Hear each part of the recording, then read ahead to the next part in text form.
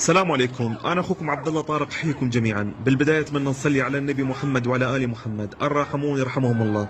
الكثير من المتابعين سألوا عن هاي الكلبة. سابقا ولدت في الشارع وتحت مياه الأمطار، وصغارها حديثين ولادة بعمر يومين، وللأسف من شدة البرد واحد من الصغار مات. أنقذتها ونقلتها لمكان دافئ، وقدمت الطعام إلها وبدأت تاكل الحمد لله، وأنقذتها من الموت الجماعي للكلاب في العراق، وهي كلبة فقيرة جدا. وهاي المفاجأة الأجمل، الكلاب أصبحت تمشي وعمرها قرابة الشهر، وكبروا على إيدي.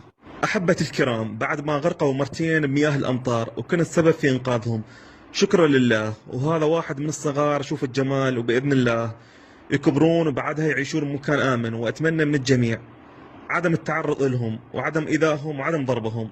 ورب العالمين خلقهم حالهم حال أي حيوانات في الشارع. ارحموا ترحموا، في أمان الله.